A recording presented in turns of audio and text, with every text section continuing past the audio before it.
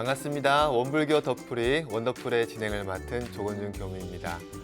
오늘도 대종경 공부를 함께할 공부메이트 이재민 교우님 소개하겠습니다. 재민 교우님 반갑습니다. 네, 반갑습니다, 교무님. 네, 지난주에 있어서 이번 주도 성리품 두 번째 시간을 공부할 텐데요. 재민 교우님, 지난 시간 성리품 공부를 우리가 이렇게 했잖아요. 공부를 하고 나서 다른 본문도 한번 읽어보셨나요? 제가 지난 시간 또 마무리를 하면서 이제 또 성리 공부에 대한 자신감이 조금 생기더라고요. 그래서 성리품 본문들을 또 개인적으로 읽어보면서 생각하는 시간을 좀 가져봤습니다.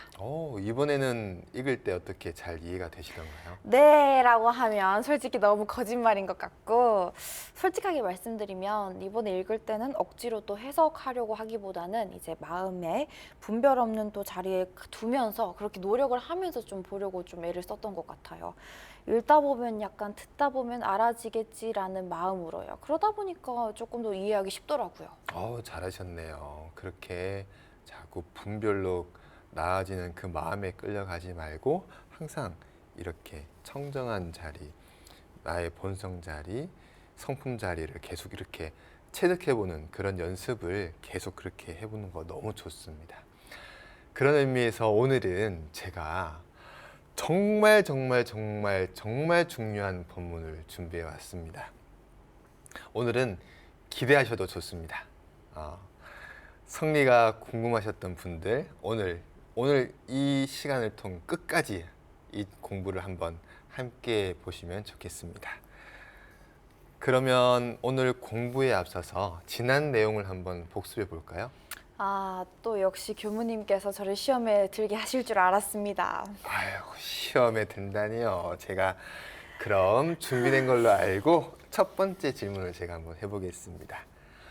성리란 무엇일까요? 좀 너무 포괄적인 질문인 것 같은데요. 그래도 지난 시간의 내용을 다시 한번 되짚어 본다면 이제 우주 만유의 이치와 우리의 자성 원리를 해결하기 위한 것이라고 일단 알고 있고요. 그리고 결국은 우리 자성 원리는 이런상의 진리를 이제 몸소 체득하는 것이다. 이렇게 알고 있어요. 네, 깔끔하게 아주 핵심만 잘 이렇게 정리를 해주셨네요. 아쉬우니까 두 번째 질문을 한번 해보겠습니다. 그럼 성리를 공부한다고 할 때에 조금 주의해야 할 점 두 가지를 말씀드렸는데 그 두 가지가 무엇이었을까요? 이건 좀 쉬운데요. 교무님께서 저한테 꼭 필요한 거라고 또 말씀하셨잖아요. 첫 번째, 이제 성리가 어렵다는 분별심을 가지지 말기. 두 번째, 성리가 또 특별하고 신기한 것이라는 생각하지 않기였습니다. 오늘 이렇게 대답하시는 거 보니까 표정에 아주 자신감이 그냥 이렇게 꽉 차 넘치시는 것 같습니다. 맞습니다. 예. 오늘은 또 성리품을 공부한다는 또 설레임만 그때 가져오라고 하셨잖아요. 그래서 이제 두려움은 넣어두고 설레임만 또 가득 안고 왔거든요. 어떤 본문에서 또 어떤 깨달음을 얻게 될지가 너무 궁금합니다. 좋습니다. 그러면은 마지막으로 무무역 무무, 비비역 비비는 무슨 뜻이었나 한번 여쭤보고 싶네요. 또 이제 심화 문제로 가는 건가요? 이제 없고 없는 것이다. 그렇지만 결국에는 청정한 마음 바탕을 지키자였던 것 같아요. 너무 좋은 것 같아요. 오늘 유난히 이렇게 자신감 있는 모습이 참 좋네요. 그 모습이 이 청정한 마음 바탕을 놓치지 않는 곳에서 그곳에서 이렇게 나와지는 자연스러운 그런 자신감으로 쭉 이렇게 나아가시면 참 좋겠습니다. 오늘 참 여러 번의 고비를 넘어서도 정답을 맞췄는데요. 공부가 깊어질수록 사실 대답하기 어려운 질문들이 더 많아지는 것 같습니다. 그럼 이제 오늘 공부를 또 시작해 볼까요? 교무님, 그럼 오늘 공부할 본문은 또 어떤 건가요? 네, 열심히 우리가 또 복습하다 보니까 시간이 벌써 이렇게 흘렀네요. 오늘 본문 돋보기에서는 성리품 12장과 13장을 함께 공부해 보려고 합니다. 지난 시간 성리품 10장 그리고 11장 내용에 이어서 또 어떤 내용이 본문 속에 담겨 있을지 우리 재민교 원님께서 읽어주시겠어요? 네, 제가 한번 읽어보도록 하겠습니다. 대종사 영산으로부터 복례정사에 돌아오사 한 제자에게 말씀하시기를 내가 영산에서 윤선으로 이곳에 올 때에 바닷물을 보니 깊고 넓은지라.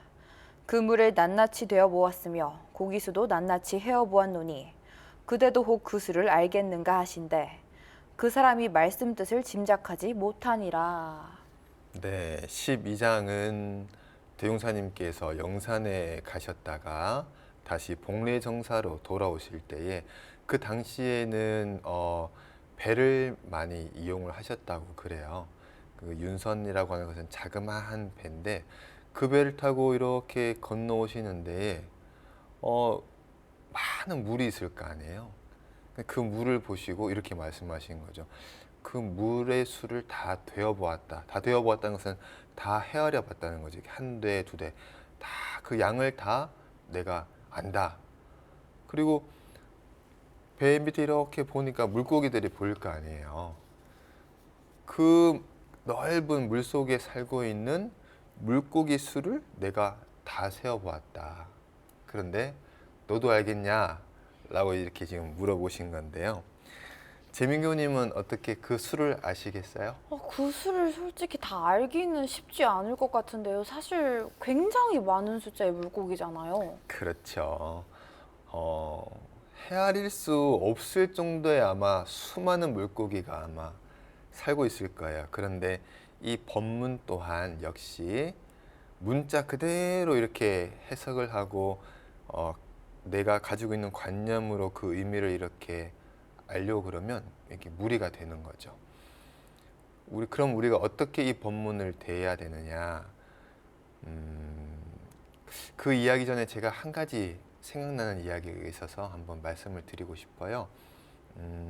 제가 교당에서 한 15년 전쯤에 이렇게 근무할 때에 그 교당은 봄이 되면 그 봄 딸기를 가득 따와가지고 잼을 만들어서 이렇게 팔았었어요. 사실 저희 어머니께서도 이제 교당에서 봉공회 활동을 또 하시면서 이것저것 물건이나 또 음식을 만들어서 파는 걸 본 적이 있거든요. 아, 그러셨구나. 어머니께서 하셨던 그런 봉공회 활동처럼 이 교당에서도 봉공회에서 딸기잼을 만들어 가지고 이렇게 판매하는 일을 했었었는데, 그때의 하루는 이제 모시고 제가 지냈던 선지님께서 딸기잼을 이렇게 만들려면 교당에 딸기가 많이 있잖아요. 그래서 우리도 오늘 저 딸기 좀 씻어서 간식으로 조금 먹을까? 이렇게 얘기하셔가지고 제가 얼른 이렇게 깨끗이 씻어가지고 이렇게 가져와서 그 선지님하고 저하고 이렇게 둘이서 딸기를 이렇게 먹고 있었어요. 한 몇 개를 먹었을까? 딸기가 농장에서 갔다 온 거니까 뭐 맛있어가지고 제 마음속에 아유 맛있다 하고 그냥 이렇게 먹고 있었던 것 같아요. 그 막 먹고 있는데 그 선지님이 저한테 갑자기 질문을 하시는 거예요. 건중교무, 그래서 건중교무는 지금 입이 딸기를 먹어? 아니면 마음이 딸기를 먹어? 이렇게 물어보시는 거예요. 딸기를 드시다가 갑자기 그런 질문을 하시면 저였으면 엄청 당황스러웠을 것 같은데요. 교무님은 대답하셨겠죠? 아니요, 아니요. 저도 갑작스럽게 딸기 먹으면서 그냥 나는 생각에 딸기 참 맛있다. 역시 딸기는 산지에서 바로 가져와야 이렇게 맛있구나. 이렇게 생각하고 있는데 갑자기 질문하시니까 갑자기 뭐지? 뭐가 답이지? 입이 먹는 게 맞나? 마음이 먹는 게 맞나? 내가 이렇게 대답했을 때 틀리면 어떡하지? 이런 생각들이 이렇게 나면서 저도 이렇게 긴장을 했던 것 같아요. 교무님께서도 또 그런 시절이 있었다니 놀라운데요. 혹시 그래서 답은 뭐였나요? 그 선지님께서 저한테 뭐라고 하셨냐면 제가 이렇게 긴장해서 머뭇머뭇하고 이렇게 하고 있으니까 그 모습을 이렇게 보시더니 나는 입이 딸기 먹는다 하고 이렇게 막 웃으시는 거예요. 그렇게 간단한 답이었어요? 사실 그냥 있는 그대로를 또 말씀하신 거잖아요. 이것도 성리로 봐야 하는 건가요? 왜 그분께서 그런 질문을 하셨는지 이제 지금은 이제 열반기를 떠나셔서 제가 여쭤볼래도 여쭤볼 수 없고 선생님 그분만 아마 그 이유를 알고 계실 수 있겠죠. 그런데 저는 그날 이후로 그 질문이 굉장히 많이 생각이 나더라고요. 그래서 지금도 딸기를 먹을 때마다 그 생각을 참 많이 해요. 내가 입이 마음이 이렇게. 재민교우님은 어떻게 생각하세요? 입이 먹나요? 아니면 마음이 먹나요? 사실 당연히 입이 먹는 거 아닌가요? 라고 말을 할 것 같은데 그러면 또 왠지 마음이 또 먹어야 된다고 할 것 같기도 하고 사실 교무님도 당황스러운 질문이셨는데 저도 좀 당황스럽네요 이건. 네. 그 일화를 이렇게 떠올려 보면 대종사님께서 지금 12장에 법문에서 하신 질문이 저는 이렇게 겹쳐 보일 때가 있더라고요. 그 답이 뭘까? 이 제자분도 제가 이렇게 긴장했던 것처럼 뭐라고 대답해야 되지? 이렇게 긴장하셨지 않을까 이런 생각도 들고요. 또 그 답이 뭘까? 계속 궁글려 보는 그 제자의 그 생각도 한번 이렇게 생각이 되어져 보고요. 그런데 대종사님께서 또 그 선진님께서 이렇게 질문을 주신 것은 그 생각, 입이 먹는 거야, 마음이 먹는 거야. 물의 수를 다 안다. 물고기 수를 다 안다. 대종사님은 어떻게 하셨지? 나는 모르겠는데 왜 나한테 이런 질문을 하실까라고 하는 그 생각, 그 관념이 이렇게 나와지는 그 마음의 그 바탕을 이렇게 보라는 거죠. 그런데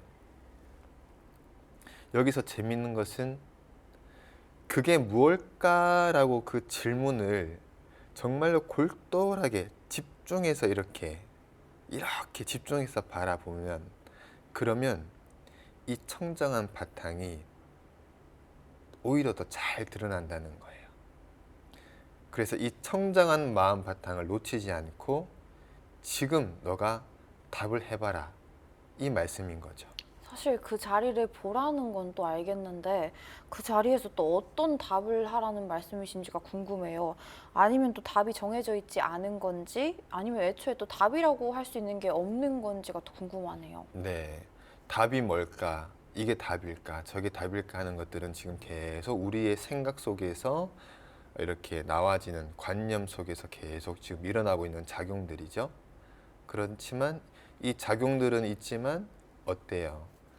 작용들이 어떠한 생각을 하고 어떠한 수만 가지 작용들을 하고 있어도 청정한 마음 바탕, 우리의 본성 자리는 항상 여기에서 여여하게 지금 이렇게 함께 하고 있죠. 아무리 여기서 많은 생각을 해도 지금 본성 자리는 여기 이렇게 있는 거죠. 이 질문들의 핵심은 여기에만 끌려가지 말고 함께 이 자리를 보라는 것이죠. 이 자리를 놓치지 않고 이 자리에서 얘기해봐라 이거죠. 그러면 딸기가 뭐가 먹고 있니? 마음이 먹고 있어요. 입이 먹고 있어요. 딸기가 나를 먹고 있어요. 어떤 대답을 한다 하더라도 이 자리를 놓치지 말라라고 하는 질문에서는 그것이 답이 될 수 있는 거죠. 이 자리를 놓치지 않고 너가 지금 그 물이 얼마만큼 많은지를 한번 세어볼 수 있냐?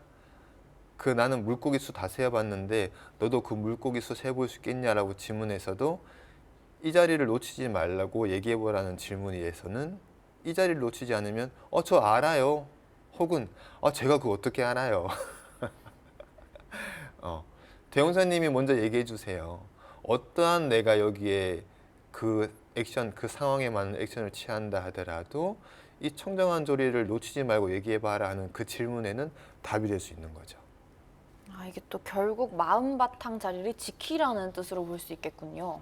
네, 이 본문을 보면 제가 그 성리품 보기 전에 주의하라고 했던 것을 이렇게 염두에서 잘 봐야 됩니다. 어떤 것인지 제가 이렇게 풀이하는 것을 보고 재민기 의원님이 한번 잘 맞춰보세요. 본문에서도 대용사님께서 하신 말씀을 듣고 어떤 사람들은 이렇게 생각할 거예요. 와, 도인은 다르네. 부처님은 다르네. 역시 대종사님은 다르네. 저 많은 물에 그 물의 양을 다 알고 계신다고? 와, 대종사님은 대단하시네. 저 물 안에 살고 있는 물고기 수를 다 알고 계신다고? 이렇게 생각할 수 있습니다. 아, 또 성리는 특별하고 신기한 것이라 착각하지 말라고 하신 말씀이 바로 이 부분이군요. 네, 맞습니다. 성리를 공부할 때에 제가 정말 주의해야 할 부분이다라고 이렇게 말씀드렸는데, 성리는 뭐 특별한 것, 신비한 것, 굉장히 미신적인 것 이런 것이 아니죠. 여기에서 포인트는 그 포인트가 아닌데, 자꾸 대종사님은 다 아는 분이야. 아마 이 우주 안에 별이 몇 개인지도 아마 다 아실걸? 물론 다 아시죠. 이 아까 말씀드렸던 그 측면에서는 다 아시는 거죠. 그런데 그렇게 아는 것이 아니라 진짜 그 개수를 마치 다 아는 것처럼 대종사님은 미래에 어떤 일이 일어나는지를 다 아실 거야. 이 성리품을 공부하면서 마치 성리라는 것은 뭔가 특별한 것, 이상한 것, 어떤 신비로운 것 이런 착각을 자꾸 만들어내는 데서 벗어나야 된다. 혹시 조금이라도 이런 생각을 가지고 있다. 성리했을 때에 조금이라도 그런 마음, 그런 착각이 나온다 그러면 빨리 빠져나오셔야 됩니다. 여기에서 빨리 벗어나야 그래야 이 청정한 바탕이 더 잘 드러나고 그래야 지금 우리가 하는 이 공부가 사실에 맞고 줄에 맞고 이 공부가 막힘없는 공부길이 되는 겁니다. 저라도 사실 대종사님이 또 그렇게 말씀하시면 뭔가 신비로운 사람이구나 하는 생각이 또 들 것 같은데 그 부분을 저도 항상 좀 주의해야 할 것 같습니다. 네. 이쯤에서 그래서 제가 오늘 특별히 대종사님께서 아끼셨던 제자분과의 정말 귀한 대화를 오늘 이렇게 소개해 드리려고 이렇게 가져왔습니다. 또 교무님, 성리품 공부를 위해서 또 특별 코너를 또 준비하신 건가요? 네, 제가 성리품을 이렇게 준비하려고 보니까 너무너무 좋은 일화 본문이 있는 거예요. 그래서 야, 이거는 꼭 소개해 드려야겠다. 이거는 꼭 소개하고 넘어가겠다고 제가 준비해 왔습니다. 또 너무 기대가 되는데요. 혹시 들려주실 이야기의 주인공이 어떤 분인지 너무 궁금한데 대종사님의 제자라면 혹시 제가 공부했던 선지님들 중 한 분이실까요? 네, 우리가 그동안 대종경 공부하면서 여러 선지님들에 대해서 이야기를 나눠봤었죠. 오늘 등장하시는 분은 처음으로 이렇게 소개해드리는 분인데 재민교님께서는 아마 이렇게 건너로 아실 수도 있으실 것 같아요. 바로 원불교 최초의 여성 전무 출신 융타원 김영신 선지님입니다.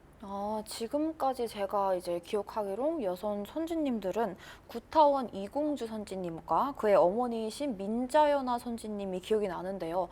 또 새로운 여성 선지님의 등장이시네요. 예, 우리 재민교님이 잘 기억하고 계시네요. 융타원 김영신 선지님은 또 어떤 분이신가요? 교무님께서 살짝 소개해 주시면 좋을 것 같은데요. 네, 아마 소개를 드리면 조금 하고 놀라실 수도 있으실 것 같아요. 제가요?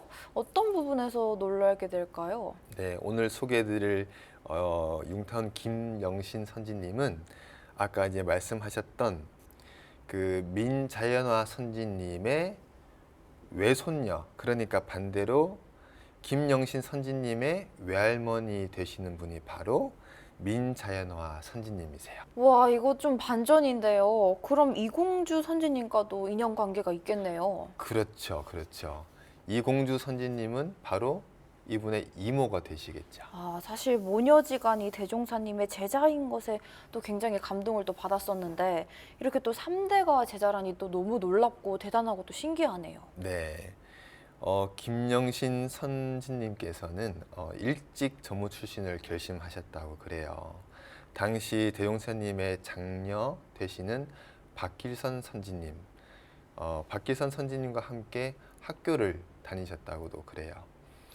그리고 원기 19년 26세라는 그 나이에 부산 남부민 출장소 그곳을 이제 담당하셨던 교무님으로서 부임하면서 여성으로서는 우리 원불교에서 최초의 여성 전무 출신으로 이렇게 인가를 받으신 거죠.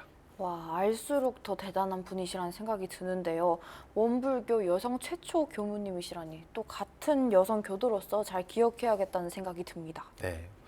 무엇이든 처음이란 건 참 쉽지 않은 것 같아요. 처음이라고 하는 것은 굉장한 의미를 주고 또 굉장한 의미를 부여하지만 또 처음이라는 부분이 굉장히 힘든 부분도 많이 있으셨을 것 같아요. 그 당시에 또 여성으로서 교단에 큰 역할을 하셨다는 것이 참 대단하시고 또 우리 모든 후진들로부터 존경을 받아서 마땅한 분이라는 생각이 또 듭니다. 네, 이제 대종사님과 김영신 선지님과의 대화가 또 궁금해지는데요. 네, 이 대단한 두 분의 이야기를 이제 오늘 들려드리려고 준비를 했습니다. 어, 융타원 김영신 선지님은 굉장히 모든 일에 있어서 열심히 최선을 다하셨던 걸로 굉장히 유명하셨다고 그래요. 그래서 이 이야기는 융타원 선지님께서 학교를 다니실 때 그때부터 이렇게 이야기가 이어져 가는 이야기입니다. 학교를 다니실 때 달리기 대회가 있었다고 그래요. 근데 아까 말씀드렸던 것처럼 융타원님은 뭐든지 정말 최선을 다해서 열심히 하는 걸로 이렇게 알려주셨던 분이기 때문에 달리기에서도 꼭 1등 해야겠다는 마음으로 최선을 다해서 이렇게 달리셨다고 그래요. 그런데 발에 걸리신 건지 아니면 친구와 이렇게 서로 부딪히신 건지 넘어지게 되면서 얼굴에 굉장히 큰 상처를 입으셨다고 그래요. 그래서 이제 이 병원 저 병원 이렇게 갔는데 병원에서 뭐라고 이야기를 하셨냐고 하면 병이 너무 상처가 깊어서 이게 골마서 생명에도 지장을 줄 수 있다 이렇게 얘기를 한 거예요. 그래서 아마 이거는 치료를 한다고 해도 얼마 이상을 살지 못할 겁니다. 그러니까 이제 마음의 준비를 하세요 하고 그 이야기를 듣고 집으로 오신 거예요. 그래서 이제 이 부모님과 이 융타원 선지님이 얼마나 마음에 절망이 있으셨겠어요? 그날부터 계속 매일매일 기도를 하셨다고 해요. 매일매일 제발 기도를 얼마나 간절히 하셨는지 어느 날 융타원님의 꿈에 관세음 보살이 이렇게 나타나신 거예요. 그래서 관세음 보살이 어느 곳으로 이렇게 가시는 거예요. 그 꿈에서 그 가시는 곳을 쭉 따라갔는데 거기에서 관세음 보살이 이렇게 물을 따르면서 이 물을 가지고 너의 병을 치유해 보거라 라고 이렇게 말씀을 하신 거예요. 그래서 다음날 꿈에서 깨어났는데 너무 꿈이 생생하신 거예요. 그래서 이제 융타오님은 이제 몸이 이렇게 안 좋으시니까 어머니께 여기를 한번 찾아가 봐 달라고 얘기를 한 거죠. 아버지는 그 이야기를 처음에 안 믿으셨다고 그래요. 그래서 무슨 얘기를 하는 건가 이렇게 했는데 그래도 어머니하고 이 딸이 너무나 간절하게 부탁을 하니까 아버님이 그 당시 거기에 그 지리를 잘 아셨대요. 그래서 아버님을 선두로 해서 어머님이 가셨는데 얘기했던 그 자리에 딱 갔는데 정말 거기 이렇게 물이 고여 있는 거예요. 그래서 그 물을 길어다가 그 물로 이렇게 상처를 씻고 그 물로 이렇게 소독을 하고 하셨대요. 그런데 이게 어떻게 된 일인지 그 상처가 아물어 가는 거예요. 그 병원에서 얼마 못 살 거다라고 하는 그 기간을 넘기신 거예요. 새로운 생명을 얻으신 거죠. 죽을 고비를 넘기신 거죠. 그러니 이분께 이 관세음 보살, 이 꿈에 나타나는 이 관세음 보살에 대한 이 융타오님뿐만 아니라 이 모든 가족들이 얼마나 고맙고 정말 관세음 보살이 계시는구나 하는 그 믿음이 얼마나 컸겠어요. 이 이야기를 바탕으로 해서 이제 대종사님과 나누는 이야기 그 일화를 이제 소개해 드리려고 합니다. 우리가 잠시 쉬는 시간을 가진 후에 이 대종사님과 이 관세음보살을 만난 융타원 선임님과의 이야기를 들려드리도록 하겠습니다.